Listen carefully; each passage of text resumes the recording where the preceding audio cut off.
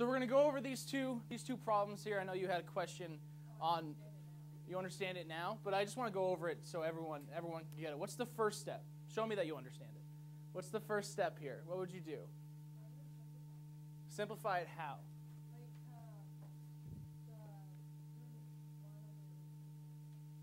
Oh, okay, yeah. So we're going to redistribute the radical through the fraction, and then, oh, I need a 75 here. And then you simplify the fraction, reduce the fraction to 1 over 25. And then what step is next? Root of, good.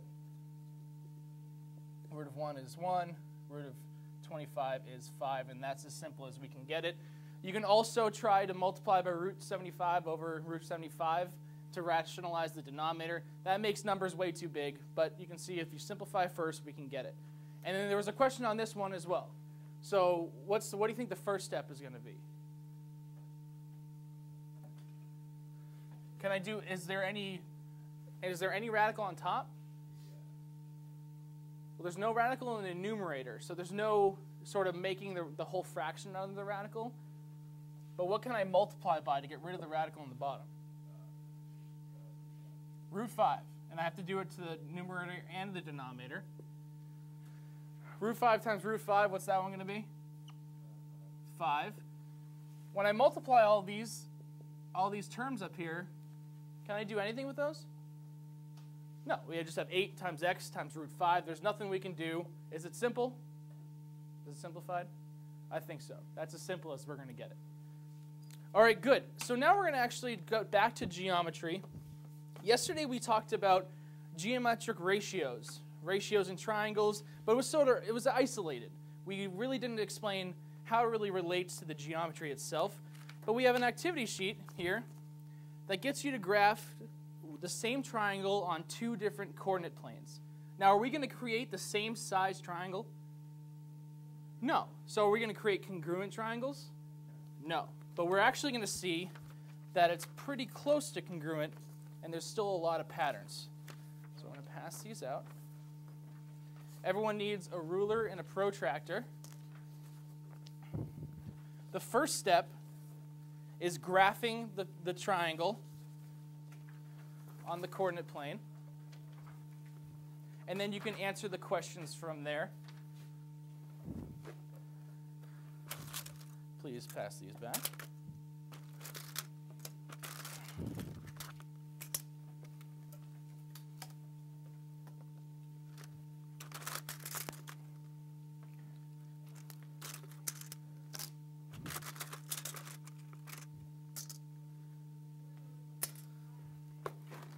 And you need the protractors to measure the angles. What I want you guys to notice is how do the angles relate from triangle to triangle, and how do the sides relate?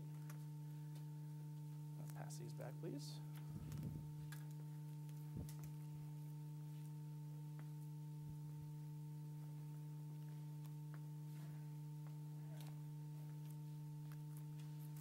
I got you.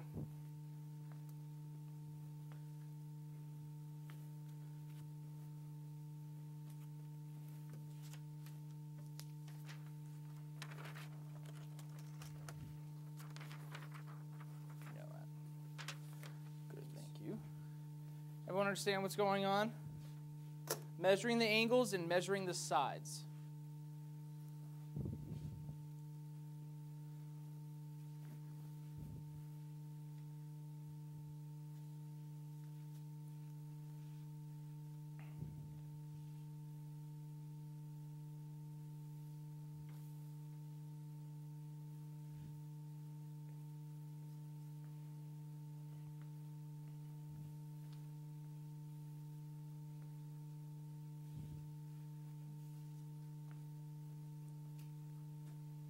All right, so what do you guys notice about the angles of these 2 triangles?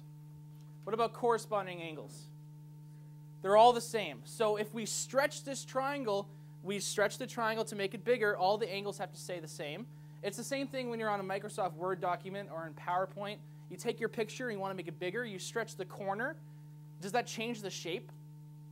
No, but it changes the size. And that's what number 2 got us to say. The two triangles are the same shape, but different sizes. So this is not congruence. This is something different. So all the angles were the same. And at the bottom, I had you compute the ratios of corresponding sides. So the bigger one to the smaller one for each side. And what did that ratio, I think that ratio just turned out to be right around 1.6. So 1.5-ish, 1.6. And the discrepancy in the ratios there is just about measurement error. It's not always perfect when using a ruler. So what I want you to see is that each corresponding side increased by the same amount.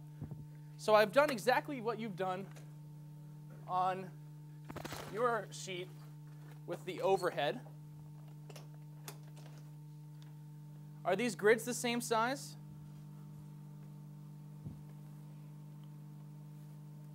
No, they're not the same size. So did I make the same size triangles? No, you did not. I did not make the same size triangle.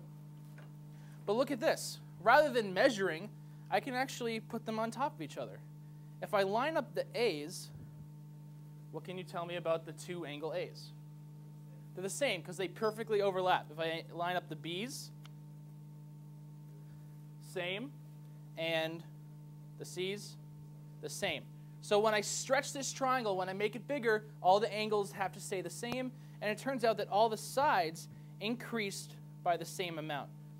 Now there's one more piece that the activity sheet doesn't get into.